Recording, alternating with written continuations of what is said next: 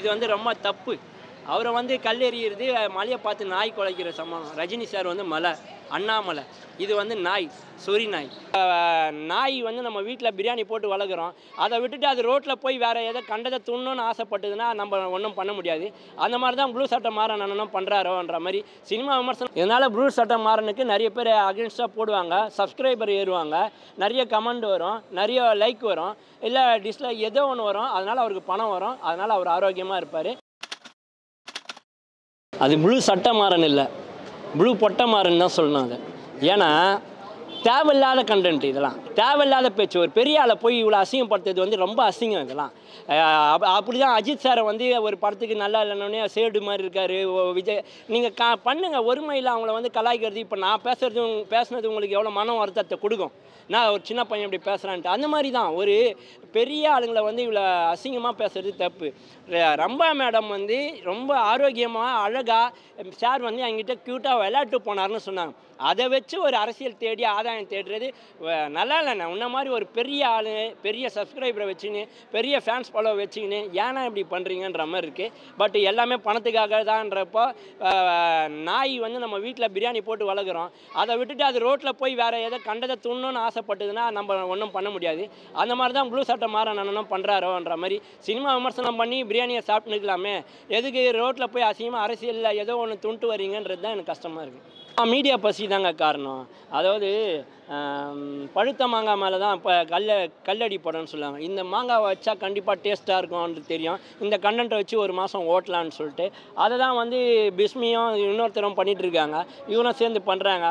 சரி படம் ஏதோ ரிலீஸ் ஆகலை, அது வரைக்கும் ஓட்டி ஆகணுமே, அதுக்குன்னு ஒரு நல்லது பற்றி சொன்னாலும் அதை எடுத்து கெட்டதாக போடுறது ரொம்ப தப்புன்றது தான் என்னோட இதுவாக இருக்குது.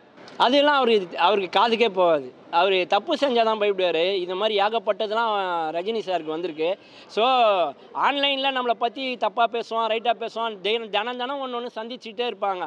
அதுக்கெல்லாம் அவங்க செவி சாய்ச்சாங்கன்னா அவங்க வேலை செய்ய முடியாது. அதனால் இதை கண்டுக்கவே மாட்டார் அவர். இதனால் ப்ளூ சட்டை மாறனுக்கு நிறைய பேர் அகென்ஸ்டாக போடுவாங்க, சப்ஸ்கிரைபர் ஏறுவாங்க, நிறைய கமெண்ட் வரும், நிறைய லைக் வரும், இல்லை டிஸ்லைக் ஏதோ ஒன்று வரும். அதனால் அவருக்கு பணம் வரும், அதனால் அவர் ஆரோக்கியமாக இருப்பார். அதுக்கப்புறம் நோய் வரும், நொடி வரும், கடவுள் இருக்கார், அவர் பார்த்துப்பார்.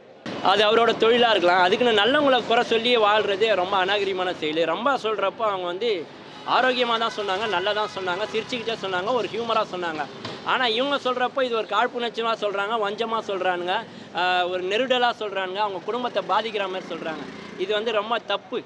அவரை வந்து கல்லெறியிறது மலையை பார்த்து நாய் குலைக்கிற சமம். ரஜினி சார் வந்து மலை, அண்ணாமலை இது வந்து நாய், சொறி நாய்.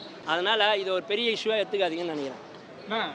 தொடர்ந்து அவரை பற்றி ஒரு சின்ன விஷயம் வந்தாலுமே பெரிய கான்ட்ரவர்சி பண்ணுறாங்க ரஜினி சாரை பற்றி. அது எப்படி அவரு எப்போ வாய்ப்பு கிடைக்கும்னு எதிர்பார்க்க? ஆமாம், ரஜினி சாரை பற்றி எது வந்தாலும் அது ஒரு பெரிய இதுதான். ஏன்னா அவர் சூப்பர் ஸ்டாரு, இந்தியா லெவலில் பெரிய ஆள். எதனா ஒன்று கிடைக்காதுன்னு இந்த ஏங்குற ரசிகர்கள் இன்னும் இருக்க தான் செய்கிறாங்க, கூட்டங்கள் இருக்குது. அதனால் இந்த மாதிரி பேசினா இது ஒரு கான்ட்ரவர்சி. அவன் வந்து வேலை உண்டு வெட்டி உண்டுன்னு வீட்டுக்கு போகிறப்போ இதை போட்டு என் தலைவனை பேசிட்டான்னு அவன் எதனா ஒரு கமெண்ட் போடுவான், அதனால் ஏன்னா திட்டுவான். அதனால் அந்த மாதிரி ரசிகர்களை பூஸ்டப் பண்ணுறதுக்கு தான் இது மாதிரியான புதுசுடி தொடர்ந்து அவரை பற்றி நெகட்டிவாக சொல்லிகிட்டே இருக்காரு. ரஜினி சாரை பற்றி அவர் படங்கள் ரிலீஸ் ஆகிறப்பையும் சரி, மற்ற படத்தில் ரிவ்யூவுமே அடுத்த படம் ரஜினி வச்சு இவர் என்ன பண்ண போகிறாருங்கிற மாதிரிலாம் கமெண்ட். இது வந்து எப்படின்னா ஒரு பெரிய ஆளை எதிர்த்தா நம்மளும் பெரிய ஆள் ஆகிடுவோன்ற மனப்பால் குடிச்சுன்னு இருக்காரு. அது தப்பு. அது வந்து மலையை பார்த்து நாயை குலைக்கிற ஏற்கனவே சொல்லலாம், அது மாதிரி தான் வந்து நிற்கும். ரஜினி சார் வந்து ஒரு இமயம், அவர் வந்து ஒரு குரு மாதிரி. கைப்பொண்ணுக்கு கண்ணாடி தேவையில்ல, நல்ல ஒரு மனுஷனுக்கு விமர்சனமே தேவையில்லை. அதனால் அவரை கான்ட்ரவர்சியில் எடுத்துன்னு வர்றது வேணான்றான். இந்த மாதிரி விஷயம் அவருக்கு ஏதாவது பாதிப்பு ஏற்பட வாய்ப்பு? சிரிப்பு தான் வரும் அவருக்கு.